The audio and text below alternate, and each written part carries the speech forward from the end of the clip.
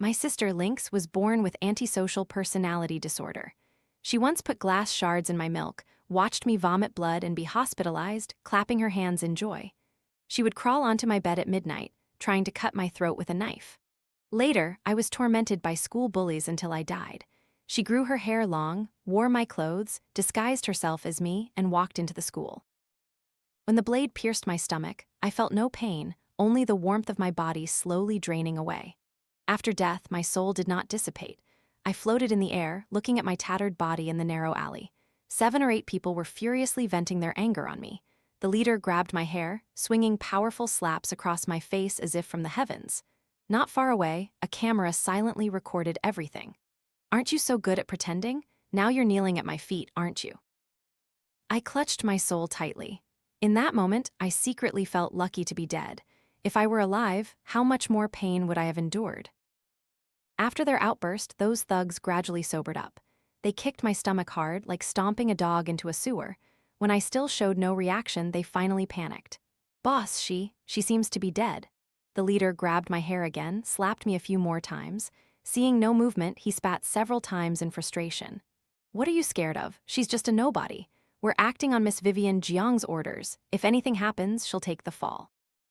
Later, I was stuffed into a sack, kicked, and thrown into a stinking ditch. I was an orphan, powerless and without influence. No one would care if I disappeared. The only thing that left me uneasy was my twin sister. My soul returned home to find Lynx watching TV. The bloody murder scenes on screen excited her. She shrieked and clapped her hands. My sister was a monster born with antisocial personality disorder. When she was 7, she secretly put glass into my milk. Watching me vomit blood and be hospitalized, she clapped excitedly. Our parents found out and insisted on sending her away. I stopped them, holding her in my arms, though she was cold and emotionless. "We'll be okay, won't we, Lynx?" "Lynx." But Lynx didn't get better, she grew worse. Many times, she crept into my room at midnight, trying to cut my throat with a razor blade. The more tormented and terrified I became, the more excited she grew. I thought if she knew I was dead, she probably wouldn't even be sad. The TV suddenly turned off. Lynx looked up at the wall clock. 11:30 p.m. She seemed impatient, looking out the window. Not seeing my shadow, she grabbed her phone to call. "Sorry, the number you dialed cannot be reached at the moment. Please try again later." On the third attempt, Lynx abruptly slammed the phone against the wall. The resounding crash split the phone into 2 pieces. She was cold-blooded, hot-tempered, easily angered. 3 calls were the limit of her patience. After our parents died, the hospital once advised me to send her to a special treatment facility. The doctor said antisocial personality disorder was incurable, unchangeable. They were irritable, cold, merciless, felt no remorse for their actions, and deceit was instinctual, with a severe tendency toward violence. But I refused because Lynx was my sister, my only family in this world. I tried to soften her with love, but years passed, and she remained unchanged. Now that I was dead, I didn't know how she would live. Lynx slowly stood up, looking at the shattered phone on the ground, then stomped on it, crushing it further. Suddenly, she raged, storming into my room, tearing apart every photo of me on the table. She wildly destroyed everything in my room, venting her anger because I was late coming home. Her eyes were bloodshot. She was like a tiny beast. And all this outburst was just because she was hungry, but she didn't know that I, her older sister, had already died. I woke up again, this time due to pain. I didn't understand how I, a soul, could still feel pain, until I realized Lynx had found my body. I didn't know how she found it. After many days in the water, my body was so disfigured it was unrecognizable. I didn't know if she would still recognize me, her sister. But she was chillingly cold, her face showing not a single change. She just silently stared, from dawn until nightfall. As night fell in the darkness, Lynx quietly dragged my body home, burying it under the cinnamon tree in the yard. A small mound of earth rose under the cinnamon tree, its fragrant scent perfectly concealing the smell of death from my corpse. That cinnamon tree was planted by our parents the year we were born. Now it was lush and shady, but our parents were long gone, and now only Lynx remained. From the moment she found my body until now, she hadn't uttered a single word, her face devoid of any expression. She was as cold as an outsider observing and cleaning up the mess. After a long silence, almost blending into the night, her voice rang out coldly amidst the cinnamon fragrance. "Fool! My heart, floating above, was squeezed tight, so in her eyes I was just a fool. I meant nothing to her. My death was merely the removal of an obstacle, a chain. She must have been happy. Lynx turned and went back into the house, heading upstairs to shower. Her usually messy hair was now neatly tied into a ponytail, revealing her delicate face. Lynx and I were twin sisters, almost identical. Looking in the mirror, her face showed no flaws. I didn't understand what she intended to do. Until she walked into my room, put on my school uniform, slung my backpack over her shoulder, and finally stood before the mirror, practicing a smile repeatedly. 3 hours later, she left the room with my student ID. In that moment, she had completely transformed into me, Lynn. The moment Lynx stepped into class, it immediately caused a stir. "Look, it's Lynn, don't you think she's prettier?" "Yeah, something's different, but I can't quite place it. She just looks paler, more energetic. Before, she was always sallow and thin." "Exactly. Don't you think Lynn is even prettier than Vivian Jiang now?" "SHHH, keep your voice down. If Vivian Jiang hears you, she'll call her friends to beat you up after school." Lynx immediately caught the name Vivian Jiang. At this moment, Vivian Jiang was sitting on my desk, her feet on a chair, surrounded by 4 or 5 of her cronies. Seeing Lynn, Vivian Jiang was visibly stunned, a flicker of doubt in her eyes. Clearly, Vivian Jiang already knew that the thugs she hired had harmed and killed me. Lynn didn't die by luck. Lynx said nothing. Her icy eyes, devoid of warmth, stared directly at Vivian Jiang. Lynx and I were so alike that even our voices were identical. Vivian Jiang obviously didn't realize, thinking only that I had luckily escaped death. In a flash, the doubt on her face vanished, replaced by arrogance and haughtiness. She jumped off the desk, stepping closer to Lynx. "Oh, not dead yet. Good, then I can play with you for a few more days. Last time, those guys took good care of you, didn't they? I even recorded a video. From now on, you'll be my obedient dog." Lynx tilted her head slightly, her eye bags clearly visible. "You're the one who hired those people." Vivian Jiang laughed, as if she'd heard something ridiculous. She slowly pulled a small, sharp knife from her pocket. I had seen that knife before. It was incredibly sharp, capable of exposing bone with just a light touch. The cold blade slowly traced a line across Lynx's face. "Ha ha ha, Lynn, are you pretending to have amnesia with me? Or were you tortured so much you forgot everything?" Blood welled from the cut, but Lynx seemed to feel no pain, not even blinking. But I knew that was a danger signal. The calmer Lynx was, the angrier she was. When I was in 3rd grade, a chubby neighbor kid once teased me, pulling my braided hair and making me fall down the stone steps. My forehead hit the corner hard, bleeding profusely, leaving a scar that remains to this day. Our parents were still alive then and went to reason with his family but were rudely chased away. Lynx witnessed it all. That night, she appeared by my bed, covered in blood. I was startled, thinking she was hurt, and urgently asked what happened, but she didn't say a word, just quietly walked out. The next day, I learned that the chubby kid had been flayed alive in the middle of the night and died in the hospital from excessive blood loss. I couldn't help but recall her cold eyes. I still remember them clearly to this day. Exactly like now, that was the look of someone who wanted to kill. Lynx's demeanor obviously infuriated Vivian Jiang.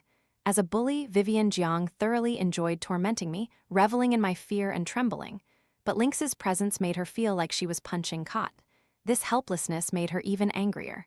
"Come here, hold her tight for me. Today I'm going to teach this bitch a lesson." Vivian Jiang's cronies immediately rushed forward, about to pin Lynx to the ground. Just then, the classroom door rattled. "What are you all doing?" Teacher Wang, the homeroom teacher, unexpectedly appeared. Vivian Jiang quickly changed her expression, immediately hugging Lynx's shoulder, intimately leaning in like a good sister. "Nothing, teacher. Lynn was just explaining something to me." In a hidden corner, where the teacher couldn't see, Vivian Jiang's fake nails dug into Lynx's arm, instantly reddening her fair skin. The homeroom teacher pushed up his glasses. Behind the rimless lenses were gloomy eyes. "Lynn, come to my office after school." The homeroom teacher was a pervert. At first, he often called me to his office, outwardly concerned about my studies, but his short, fat hands would constantly grope my thighs. I wanted to refuse, but he would grab my hair, repeatedly slamming my head against the corner of the desk. "Who do you think you are? If this gets out, people will say you're indecent, that you seduced me." Just after that incident, he called me to his office again. Initially, I didn't want to go, but he threatened me with my scholarship. As soon as I entered, he locked the door, stepping closer and closer. I struggled, but he grabbed my hair and threw me against the door. My back hit hard, my internal organs aching as if displaced. As his hand was about to tear my clothes in that moment of danger, I mustered all my strength, grabbed the scissors on the desk, and slashed his palm. If my guess wasn't wrong, he called me over this time for revenge. But he didn't know that the person before him was no longer Lynn, for him to trample at will. Lynx entered the office. Teacher Wang quickly locked the door, then immediately embraced Lynx, his short, fat hand slithering inside her shirt like a venomous snake. "Sweetheart, did you miss me?" Lynx was obviously unaccustomed to such touch. She struggled free. That action angered him. Without a word, he delivered a fiery slap to Lynx. "Weren't the previous beatings enough, you bitch?" Lynx fell to the ground, blood oozing from the corner of her lips, her hair covering her eyes. I couldn't see her expression clearly, only heard her cold voice. "All those past injuries were caused by you." Memories flooded back. I had once wanted to report him to the police, but it led nowhere because that beast conspired with the Jiang family. Vivian Jiang needed someone to protect her at school, and the homeroom teacher was her accomplice. I had no choice but to quietly apply medicine in my room. My arms and thighs were bruised everywhere, aching so much I had to clench my teeth to keep from groaning. One time, Lynx burst into my room, her gaze fixed on my wounds. "Who did this?" I quickly hid the medicine, hastily grabbing her hand. No, I'm fine. I knew her terrible capacity. Rather than revenge, I just wanted her to become a normal person, not wanting her to harm anyone else. Lynx slowly pushed my hand away, her eyes deep. Was it disgust, anger, or pity? "Fool." Teacher Wang grabbed Lynx's hair again, his eyes bloodshot, veins bulging on his forehead. He wildly slammed her head against the corner of the desk. Blood gushed from her forehead, staining the desk red. "Who do you think you are? Have you forgotten all the previous beatings? If I don't give you some pain today, you'll still think." His words caught in his throat, his face frozen in utter terror. Lynx's strength and speed far surpassed ordinary people. She swiftly counterattacked, grabbing the scissors on the desk and plunged them hard into his palm. Teacher Wang looked at his punctured hand, screamed horribly, and recoiled. Lynx quickly drew a dagger she carried and pressed it to his throat. Just as the blade was millimeters from his neck, she suddenly changed direction, slashing directly at the wounded hand. The knife swung down, and 5 fingers detached from his hand. Hot blood splattered onto Lynx's face, a mix of red and white. At this moment, she was like a demon from hell. Lynx slowly raised her hand, lightly sniffing the metallic smell of blood on the blade. "So, the blood of someone like you is red too? Dying like this is too easy for you. I'll slowly torture you, making your life worse than death." An hour later, Lynx finished cleaning the scene. She walked to the mirror, wiped the blood from her face, messed up her hair to look disheveled, then clutched her chest, her eyes red-rimmed, and hurried back to class. She approached Vivian Jiang, head bowed, looking pathetic. "The homeroom teacher called you over." Vivian Jiang knew very well what the teacher used to do to me. Seeing this demeanor, she harbored no suspicion, merely curling her lips into a contemptuous smile. What a slut. Vivian Jiang left. Lynx watched her retreating back, a faint, almost invisible smile playing on her lips. At the same time, a student sitting by the window shrieked, as if seeing something horrific, falling to the ground, face pale. Over there, outside the window." A horrifying sight hung from the flagpole, silencing the entire class. It was the homeroom teacher, but in an indescribable form. The class erupted in chaos, screams, cries, frantic running. Vivian Jiang, however, was still unaware. She was approaching the office. She knocked, but no one answered. "Teacher Wang, I'm coming in." The door opened. Teacher Wang, wearing a coat, had his back to her. "Teacher, why aren't the lights on? You called me here." When Vivian Jiang's hand touched Teacher Wang's shoulder, the body in the coat collapsed. A horrifying, still-warm form rolled to her feet. Nearby was a blood-stained knife. A scream tore through the night, echoing throughout the office. Lynx, backpack slung over her shoulder, ran home against the stream of people. Upon arriving, the first thing she did was rush into the bathroom, strip off her uniform, wash off the blood, and return to being the messy-haired, gloomy-eyed Lynx. She walked to the cinnamon tree where my body was buried. As always, she stood there without a word, only clenching her fists. As night fell, she turned and left. "Fool!" She returned to my room. The room was still messy, full of broken glass shards. But she seemed to self-harm, stepping barefoot on the glass, blood oozing with each step. She bent down and picked up a photo from the pile of glass and blood. It was the only photo of us together. She reached out and caressed my face in the picture, but blood from her fingertips smeared my face. At this moment, she was like a child who had done something wrong, panicked, clumsily trying to wipe it away. But no matter how she wiped, the blood continued to spread, blurring it. Finally, she collapsed, clutching the photo, and burst into tears. Her small body curled up, sobbing like a wounded animal licking its pain. "Sister, I miss you so much." This was the third day after my death, the first time Lynx had directly expressed emotion. She was small and helpless. I just wanted to hold her tight to proudly tell that doctor from years ago, "See, you were wrong, my sister isn't a monster." She cried herself to sleep on my bed, clutching the photo. I covered her with a blanket and then noticed her phone screen was still lit. It was a picture, a photo of Vivian Jiang with her parents.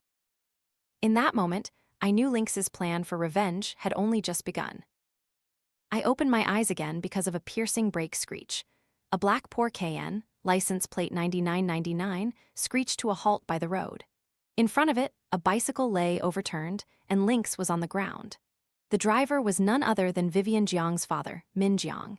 This road was a mandatory route for him to get to work. Sitting in the car, Min Jiang thought he had encountered another fake accident, impatiently telling his driver to shoo her away.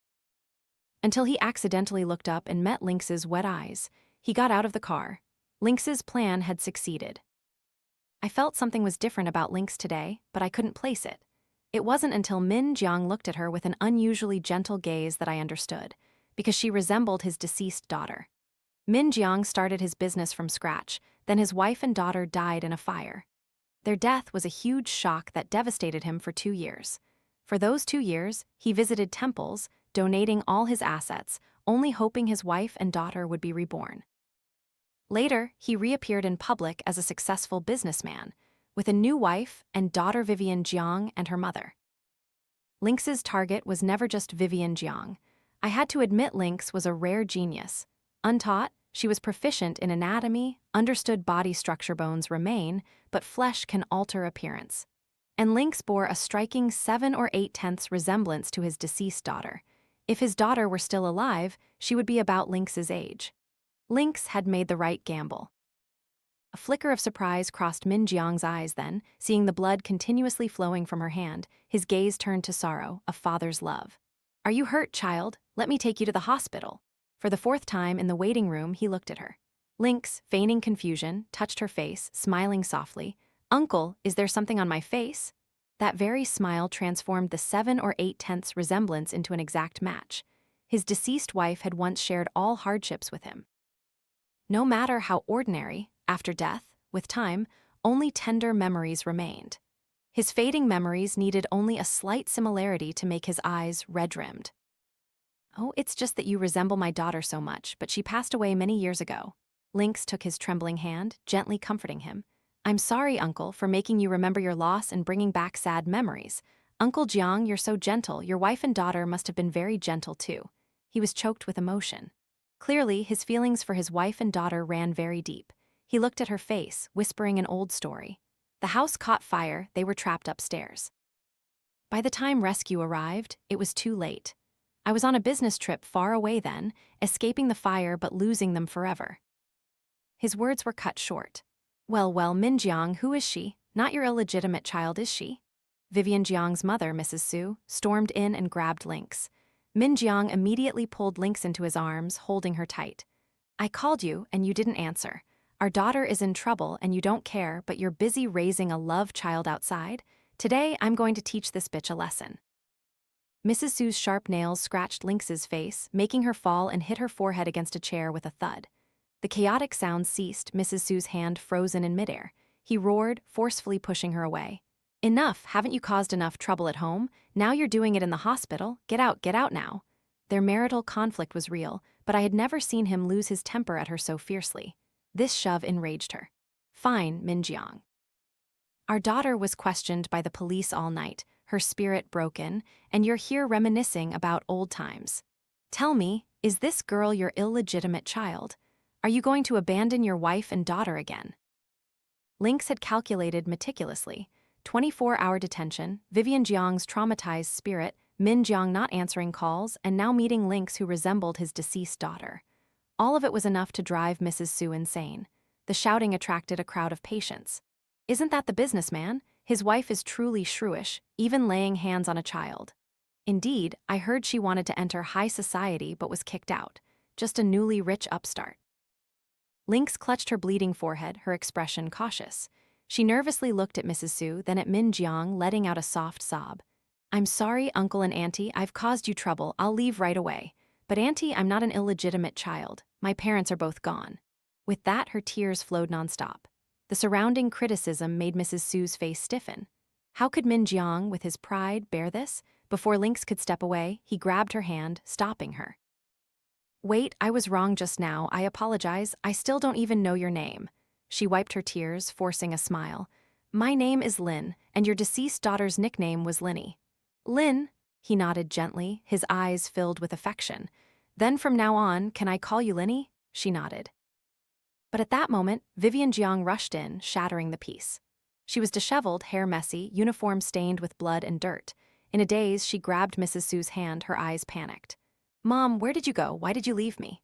Mom, why aren't you saying anything? Tell me. Mrs. Su frowned, not answering, because her daughter now looked like a madwoman. Seeing her mother not respond, Vivian Jiang's gaze suddenly stopped. She saw Lynx, and her face instantly changed color. Mom, it's her who killed the homeroom teacher. Mom, quickly call the police and arrest her. She's a lunatic, a lunatic. Lynx instinctively retreated behind Min Jiang, shielded by him. In the shadows, she glanced at Vivian Jiang, a faint, cold smile playing on her lips. That smile was enough to drive Vivian Jiang mad. She pulled her mother's hand, her mother didn't respond. She pulled her father's hand, mumbling, she's a lunatic, she killed the teacher, it was her. Arrest her, quickly arrest her.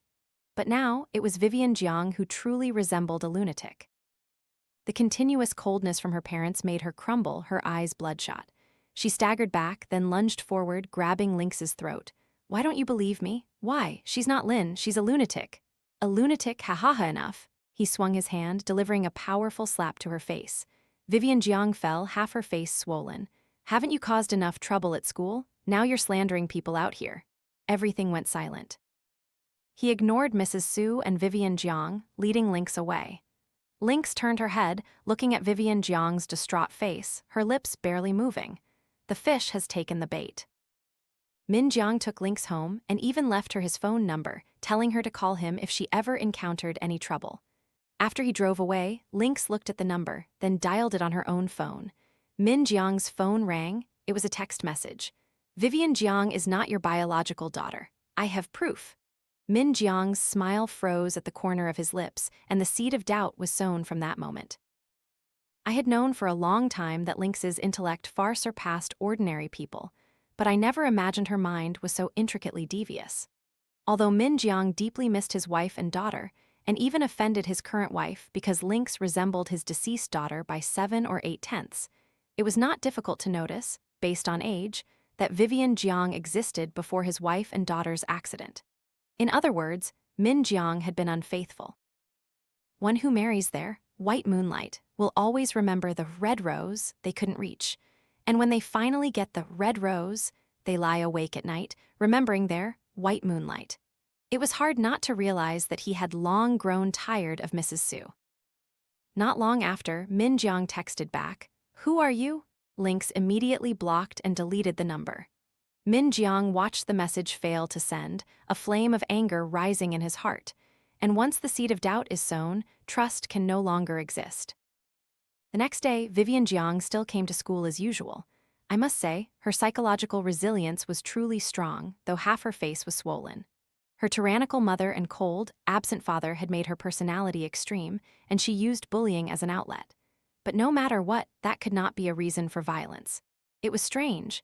That day, Vivian Jiang didn't pick a fight with Lynx. It wasn't until Lynx left school that 7 or 8 burly men emerged from the narrow alley. Seeing their fierce faces, my memories were immediately dragged back to the darkness of that year. The leader held an iron rod, blocking Lynx's path. "Oh, I thought you were dead. You have a tough life, don't you? Looks like we'll have to take good care of you this time." Lynx took half a step back, clutching her backpack strap. "What, are you mute? Say something nice and we'll be gentler later." The leader stepped forward, used the iron rod to lift Lynx's chin, and spat directly in her face. "You bitch, do you know who you've offended?" But in the very next second, the iron rod left his hand, spun once, and fell into Lynx's hand. She tilted her head, a cold smile playing on her lips. "You've offended the wrong person." Before the leader could react, Lynx plunged the iron rod directly into his stomach. Before a scream could escape, the iron rod had pierced his neck. Half an hour later in the narrow alley, a blood-soaked figure crawled out, his vocal cords seemingly severed, a hoarse, unbearable sound. "Help, save me!" But immediately after, he was dragged back in. Lynx stood above, looking down. Her white uniform was stained red with blood, like a demon that had climbed out of hell. "My sister also begged you like this, but did you spare her?" She raised the blood-soaked iron rod high and brought it down on his face. "Then you all deserve to die too." Thump, thump, thump. His body convulsed and stiffened like a fish on a cutting board. Lynx turned and looked at a scarred man, pale with fear, trying to crawl away. She blocked his path. A foul-smelling liquid streamed from his lower body. "Please, please spare me." Lynx slowly squatted down, her eyes like she was looking at a dog, and lifted his chin. "From now on, you'll do whatever I say." The scarred man nodded frantically, hitting his head on the ground, begging. Lynx stood up, smiling faintly, dropping the iron rod. "Pick it up and break your left arm. And also, send a text message to Vivian Jiang." Sure enough, the next morning, Vivian Jiang cornered Lynx in the gym equipment room, her long nails digging into Lynx's broken arm. Seeing the blood ooze, Vivian Jiang put on her arrogant face again. "Yesterday was just a small lesson. Let me tell you, don't play tricks. Don't think that just because my father is backing you up, I can't deal with you. I have 100 ways to kill you." But Lynx just smiled, shook her head, then forcefully pushed her hand away. "You're truly pathetic." Vivian Jiang immediately flew into a rage. "What do you mean?" Before her cronies could act, Vivian Jiang's hair was grabbed by Lynx, who slammed her head directly into a dumbbell. Blood flowed down from Vivian Jiang's forehead. She screamed, her face being the thing she valued most. Lynx squeezed her hair, leaning close to her ear, her voice like a demon from hell. "Because later, you will be utterly miserable. I will make your life worse than death. I will make you watch every single person you love die before your eyes." The screams in the equipment room echoed endlessly. Not long after, Mrs. Su rushed into the school, hugging the injured Vivian Jiang, pointing at the principal and screaming, demanding Lynx's expulsion. From beginning to end, Lynx said nothing. While Mrs. Su was negotiating with the school, Lynx secretly called Min Jiang. "Uncle Jiang, could you come to the school for a bit?" Mrs. Su, hugging Vivian Jiang's head, furiously cursed. "Today, this girl must be expelled. My daughter has suffered such injustice. If the school doesn't give me a satisfactory answer, there will be no peace today." Over the years, Min Jiang had donated a lot to the school. The school knew they couldn't offend him, so Lynx, a powerless nobody, became the sacrificial lamb. "Lin, this isn't the first or second time this has happened. Your image has affected the school. I declare you expelled." "Who dares?" The door burst open, and Min Jiang walked in. Mrs. Su tried to pull him, but he frowned and pushed her hand away. "Lin cannot be expelled." The entire school was bewildered, not understanding his actions. Vivian Jiang burst into tears, grabbing his hand. "Dad, I'm your daughter. Why are you helping an outsider and not me?" He snorted coldly, pushing her hand away. "Daughter, it's too early to say that." Mrs. Su's face momentarily showed panic. Lynx seized the opportunity, tears welling up. "Uncle Jiang, I shouldn't bother you, but since they're saying they'll expel me, I have no choice. It's fine that Vivian usually bullies me, but I can't not go to school." Vivian Jiang immediately jumped up. "Liar, in the equipment room, you clearly beat me." Lynx wiped her tears again, her voice choked with sobs. "You're the one who dragged me in there and then hit yourself with the dumbbell." At the same time, the scarred man who had been threatened yesterday entered the school with the police, pointing directly at Vivian Jiang. It's her who ordered us to beat people and also made us harm Lin and record a video." Lynx went from quiet sobbing to loud wailing, falling to her knees. While Vivian Jiang stammered to argue, Min Jiang embraced the distraught Lynx. Everyone dispersed. Lynx walked along the corridor when Vivian Jiang suddenly pulled her into the restroom. Having suffered and been beaten this time, how could she let it go? Vivian Jiang pulled out her phone, thrusting it in front of Lynx's face. It was a video. From that very dark alley, my muffled cries echoed. Lynx stared, her hands clenched. Vivian Jiang pulled back the phone, her face now arrogant. "Oh, haven't seen enough? Or do you enjoy watching it again? Let me tell you, if you don't obediently become my dog, I'll release this video." Immediately after, Lynx burst into laughter, growing louder and louder until tears streamed down her face. Vivian Jiang was stunned. "You, what are you laughing at?" Lynx clapped her hands and laughed. "Vivian Jiang, are you really stupid or just pretending? The scarred guy just confessed that you ordered someone to record the video. If the video gets out, won't it prove that you're the mastermind?" Vivian Jiang fell silent. Lynx slowly pulled out a stack of papers. "Do you want to see the gift I prepared for your dad? Paternity test results. Do you want to go ask Mrs. Su, who exactly gave birth to you?" Lynx returned home. She threw her backpack onto the small mound of earth under the cinnamon tree where my body was buried. Then, as if venting, she kicked it repeatedly, disregarding the pain. It was both self-harm and an outburst of anger. "Bastard, bastard, bastard, bastard, bastard, bastard, bastard, bastard, bastard." Exhausted, she collapsed, her head resting against the tree trunk, and began to sob. "Sister, you endured so much pain, why didn't you tell me? Why?" Her fingers were covered in mud, her broken arm bled again from the forceful movements. She was like a stray dog, abandoned, tragically helpless. "I've changed, sister, can you come back? You once said that if I just behaved and changed, you would return." My heart was squeezed tight. When she was 10, she once crawled onto my bed in the middle of the night, intending to hammer nails into my head. Our parents discovered it and sent me to my maternal grandparents. At that time, I was scared and deeply saddened. The day I was taken away, she said nothing, just stood by the door, watching me leave. I called out, "If you change, I'll come back." But I broke my promise. I could never return, and she didn't truly change either. For the past 2 years, she hadn't harmed me, but instead harmed herself. She couldn't control herself, but she had developed a little bit of affection, a little bit of attachment. So she chose to hurt herself. That night, she sat under the cinnamon tree all night, muttering, I'm sorry, constantly, regretting having hurt me. She spoke until her voice was hoarse, almost blending into the darkness. I wanted to tell her, I never blamed you, but I couldn't. I could only transform into a cinnamon flower petal, falling onto her shoulder. Vivian Jiang returned home. As she entered, she bumped into a strange man walking out. She immediately grabbed Mrs. Su's hand. "Mom, who is he?" Mrs. Su impatiently brushed her hand away. "It's none of your business." She turned to go inside, but Vivian Jiang immediately blocked her way. "What do you mean, none of my business? And tell me, Mom, am I really Min Jiang's biological daughter?" Pressed repeatedly, Mrs. Su, already annoyed, unleashed all her anger on Vivian Jiang, swinging both hands, delivering heavy slaps to Vivian Jiang's face. "It's all your fault. If you weren't constantly causing trouble at school, would your father hate you? That old man is investigating the arson from 15 years ago again." Vivian Jiang fell to the ground, clutching her face, her hair messy, looking at Mrs. Su. "What do you mean, my fault? Is it because you couldn't have a son?" This sentence drove Mrs. Su mad, leading to more slaps. "It's my fault. It's because you're useless. Now you even dare to talk back to me. Today I'm going to beat you to death." In her rage, Mrs. Su's phone fell, its screen lighting up with a message. "You better hurry." Scrolling up, there were several chat messages. "Min Jiang has reopened the investigation into the fire 15 years ago. You were the arsonist, I know." Mrs. Su furiously stormed off, leaving Vivian Jiang collapsed on the ground, screaming hysterically. "It's all your fault, Lin. It's all your fault." Min Jiang began staying away from home frequently. The fire from that year could have been investigated, but back then he hadn't wanted to. Tired of his Cao Kong, wife from impoverished times, swayed by the beauty of a new wife and daughter, he had deceived himself.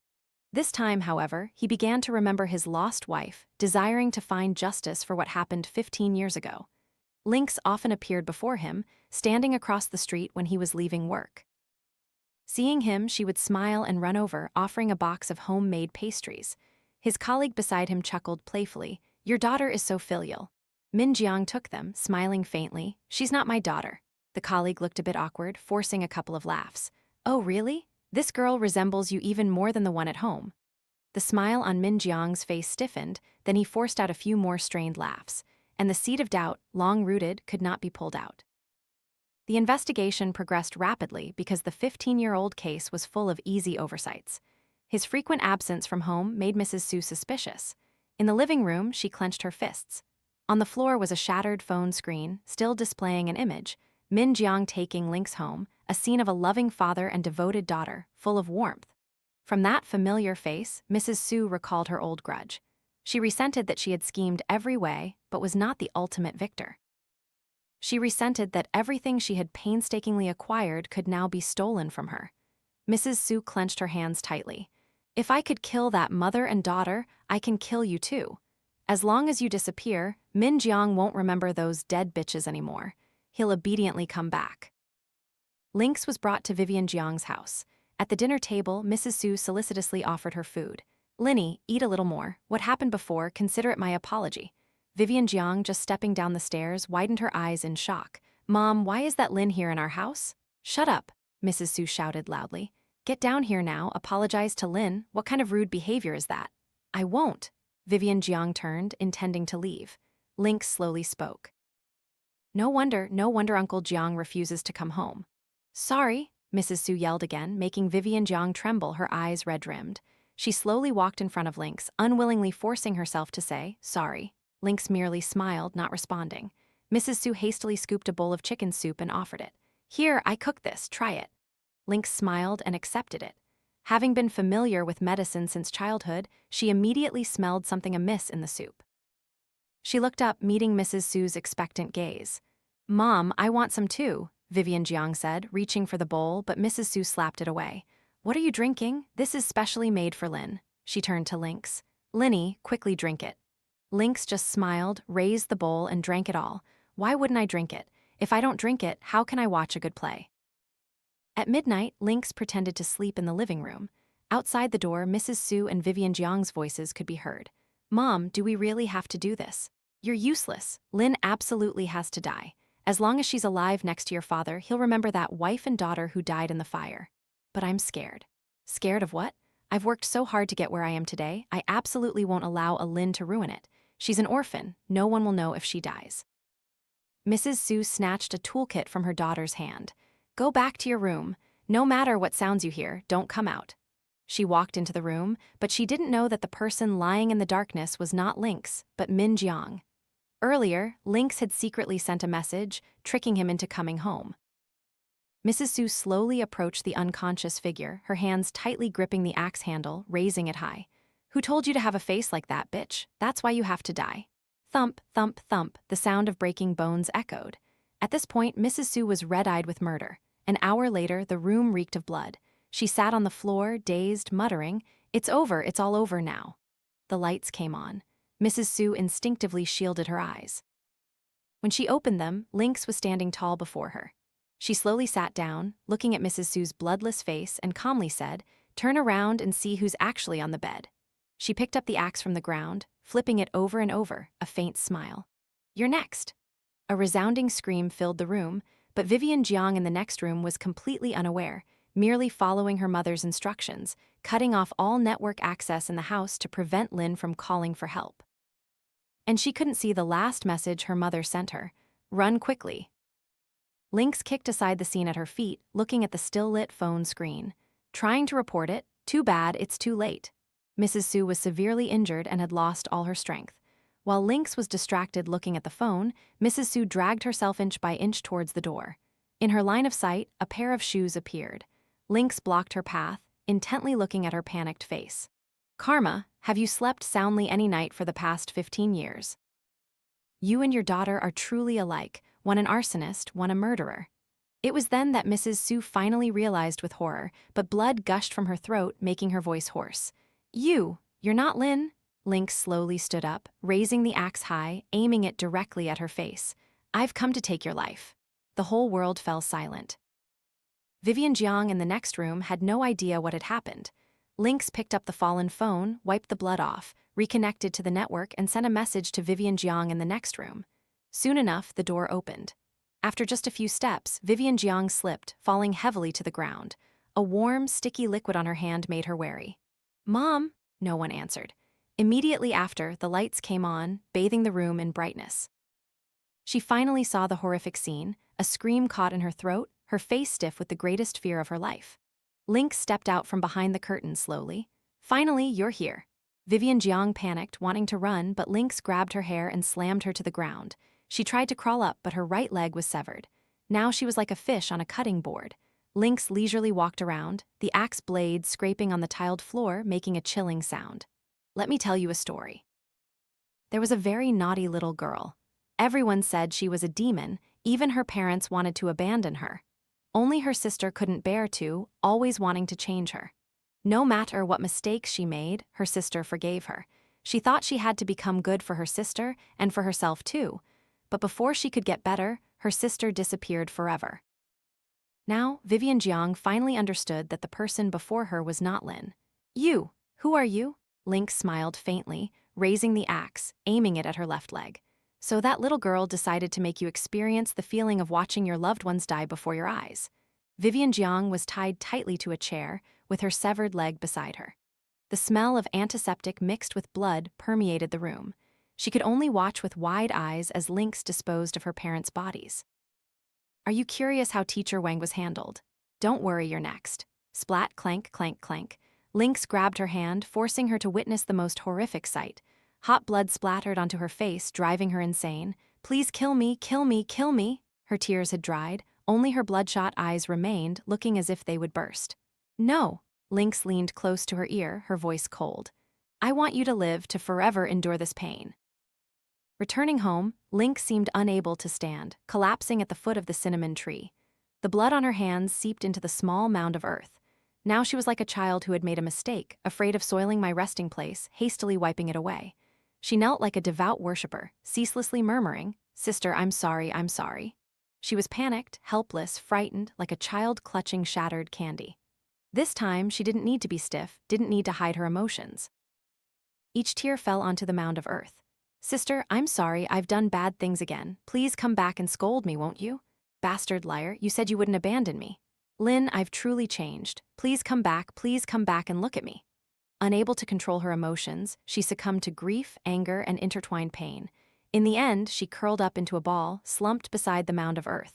All that remained was one sentence, Sister, I'm sorry. But I wanted to tell her that I never blamed her, and I loved her very much.